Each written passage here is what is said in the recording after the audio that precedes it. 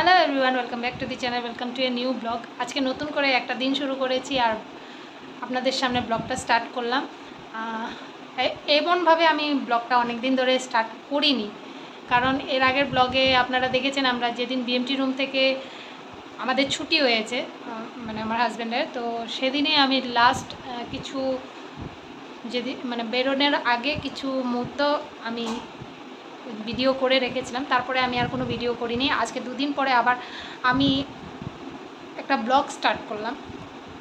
তো আজকে ব্যাকগ্রাউন্ডটা দেখে মনে হচ্ছে না বাড়িতে আছি। অ্যাকচুয়ালি আমি তো আমার বাড়িতে নেই, আমি এখনও গুয়াহাটিতেই আছি। এটা হলো আমার ভাইয়ের বাড়ি, আমার কাকাতো ভাই, আমি যে বলেছিলাম যে আমাকে হসপিটালে থাকা অবস্থা অনেক হেল্প করেছে, ওর বাড়ি। তো ওইখানেই আছি। ও আপাতত এখন নেই, ও বাড়িতে গেছে কিছু কাজে, তো সেই জন্য ওর ঘরটাতে এখন আমরা আছি। এখন আমরা বলতে আমরা যে কদিন থাকবো ওর বাড়িতেই থাকবো, ওর রুমেই থাকবো। তো এই ওর বিছানা, এই যে আমার হাজব্যান্ড শুয়ে আছে, ও এখনও ভালো, এখন মানে আগে থেকে ভালোই আছে, যেহেতু বিএমটি রুমে খাওয়া দাওয়া করতে পারছিল না, বমি হচ্ছিলো, সেই সব এখন আর কোনো অসুবিধা নেই, এখন খাওয়া দাওয়াটা ঠিকমতো করতে পারছে। আমরা মাঝখানে একদিন আশ্রমে ছিলাম, ভারত সেবা আশ্রমে, যেহেতু ও ছিল না, চাবিও ছিল না হাতে, তো একটা রাত্র ওইখানে থেকে কালকে আমরা সন্ধ্যের সময় এখানে এসেছি। এখন নিজের ঘরের মতনই সব কিছু নিজে রান্না টান্না করে আমি ওকে খাওয়াতে পারছি, মনটা শান্তি। তো এখন বাজে দুপুর প্রায় 1টা। তো আমি এখন রান্না করছি। একটু আগে বাজারে গিয়েছিলাম, বাজার করে এনেছি, মাছ এনেছি, শাক এনেছি, তো এখন রান্না করছি। চলুন কি রান্না করছি দেখাই আপনাদের। তো এই যে আমি এখানে ভাত রান্না করে নিয়েছি, আর এখানে ঢেঁকি শাক রান্না হচ্ছে, যেটা আমার হাজব্যান্ড খাবে বলেছিল, সেই জন্য সকালবেলা গিয়ে নিয়ে আসলাম। এখন রান্না হচ্ছে আলু দিয়ে, পেঁয়াজ দিয়ে ঢেঁকি শাক। আর এখানে করেছি মাছের ঝুড়ো ভাজা পেঁয়াজ দিয়ে আর লঙ্কা দিয়ে, আর কিছুটা মাছ ভেজে রেখেছি এখানে, রাত্রে কিছু একটু করব, কারণ আমার হাজব্যান্ডকে না এই ধরনের মাছগুলো খেতে বলেছে, সেই জন্য এই মাছই এনেছি, বড় মাছ আনিনি, ওকে ওর খাওয়া বারণ আছে। আর এখানে কালকে রাত্রে কিছুটা ভাত রয়ে গিয়েছিল, এটা আমি খাবো সেজন্য রেখে দিয়েছি। এই হলো দুপুরের মেনু। রাতে ওই যে বললাম না, মাছটাকে একটু রান্না করে নেব। আপাতত ঢেঁকি শাক মাছ ভাজা দিয়ে খাওয়া দাওয়াটা হবে। এই 2 দিনে আমি মানে 2 দিন বলতে আজকে দিন তো আমি ভিডিও করছি, তো কালকের যে দিনটা ছিল মানে সে পরশু দিন, তো মানে 15 তারিখে তো আমাদের বের করে দিল বিএমটি রুম থেকে। তো আমি বিকেল 4টের সময় বের হয়ে যা যা বিলিং করা ছিল, ক্যান্টিনের বিলিং, যেহেতু ক্যান্টিনের খাবার আমারও এসেছে ওরও এসেছে, তো ওর জন্য আমার জন্য যে বিলটা হয়েছিল সেই বিলটা কমপ্লিট করা হয়েছে। তারপর হসপিটালের বিল, যে আমাদের বিএমটি রুমে থাকা, তো বিলগুলো কমপ্লিট করে রাত 7টার সময় ওকে রিলিজ দিয়েছে। ও ছিল বিএমটি রুমে, আমি 4টের সময় বেরিয়ে গেছিলাম, এই কাজগুলো 7টা পর্যন্ত করে তারপর ওকে রিলিজ দিয়েছে। তারপর ওকে নিয়ে এসে আশ্রমে ঢুকি। আর কালকে সারাটা দিন আমি এমনটা ভিজেছিলাম, কারণ কালকে আবারও হসপিটাল যেতে হয়েছিল, একটা বিলিং স্টেটমেন্ট বের করার ছিল, সেকেন্ড ছিল ডিসচার্জ পেপারটা পরশু দিন দেয়নি, কারণ রাত 7টা হয়ে গেছিলো, তো কালকে আনা হয়েছে। আরও আমরা আমাদের যেহেতু কাপড় ছিল না, কারণ আমার ভাই ছিল না বলে ওর বাড়িতে আমার কাপড়গুলো রেখে আমরা ভিতরে গেছিলাম, তা ভিতরে তো আমাদের কোনো কাপড় নেওয়া এলাও ছিল না।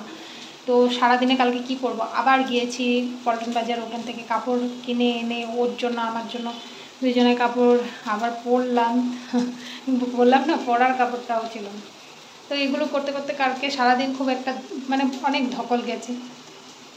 রাত্রে তারপরে এখানে আসলাম, রাত্রে এসে ভাত রান্না করেছি, ডাল রান্না করেছি, ডিম আমলেট করেছি, ওটা দিয়ে খেয়ে রাতে ঘুমিয়ে পড়েছিলাম।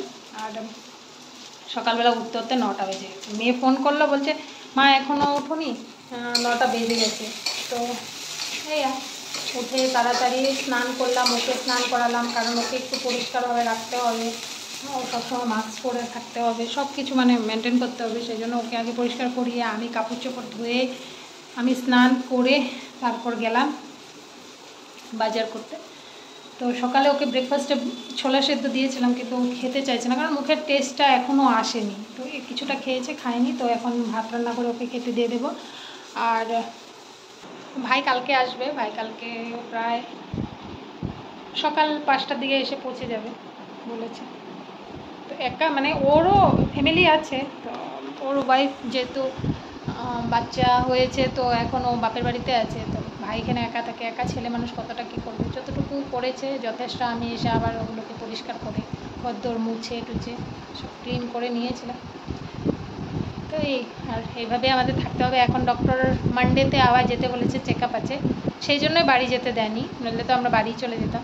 মানডেতে চেক আপ আছে, ওর ব্লাড টেস্ট করবে, ওর চেক আপ করবে, তারপর বলবে যে কবে আরও থাকতে হবে না আমরা চলে যাব। তো এই হলো ব্যাপার, সেই জন্য হয়ে আছি।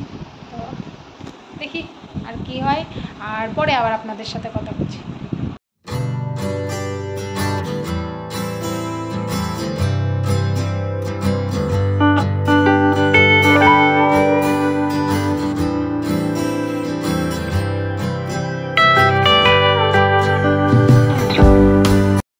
Good evening everyone.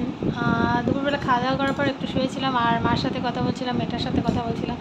তো দেখানোর মতন কিছুই ছিল না, তাই আমি কিছুই দেখাইনি। তবে হ্যাঁ, 6টার দিকে আমি একটু বেরিয়েছিলাম, এখন বাজে 7টা। তো আমি 6টার সময় একটু বেরিয়েছিলাম, কারণ কিছু কিছু আনার ছিল, কিছু বাজার করে আনা ছিল, তো নিয়ে আসলাম। সাথে একটু ম্যাগিও এনেছি, কারণ আমার খুব ম্যাগি খেতে ইচ্ছে করছিলো, ম্যাগি নিয়ে এসেছি। আর এখন এসে হাত মুখ ধুয়ে আগে হাজব্যান্ডকে ছোলা সেদ্ধ করা ছিল, ওটা একটু ভেজে দিয়েছি পেঁয়াজ দিয়ে, ও খাচ্ছে। আর আমার জন্য করেছি ম্যাগি, তো খেয়ে নেব। তো আজকে দেখানোর মতন কিছুই ছিল না, জাস্ট আপনাদের খালি ইনফরমেশান দেওয়া ছিল যে আমি ঘর থেকে বেরিয়ে কোথায় আছি, কী আছি, কেমন আছি, সবটা বলেছি। তো আজকের জন্য ভিডিওটা এখানেই রাখছি। নতুন করে কিছু ভিডিও দেব, কি করি না করি, এখানে কিভাবে আমরা থাকছি, কি আসো বিষয় সবটা আপনাদের কাছে শেয়ার করব। তবে আবার কবে ব্লগ দেবো সেটা জানি না, কালকে করবো কি না সেটাও জানি না। তবে আজকের জন্য এইটুকুই, দেখা হবে আবার নেক্সট ভিডিওতে। তো এই যে আমি আমার হাজব্যান্ডকে ছোলা সেদ্ধ করে দিয়েছি, এটা হলো ছোলা, কালো কালো আসছে কেন জানি না। তো এই তো ছোলা সেদ্ধ করে দিচ্ছি, আর আমার জন্য ম্যাগি এনেছি। তো এই আজকের জন্য টাটা, আবার নেক্সট ভিডিওতে দেখা হবে।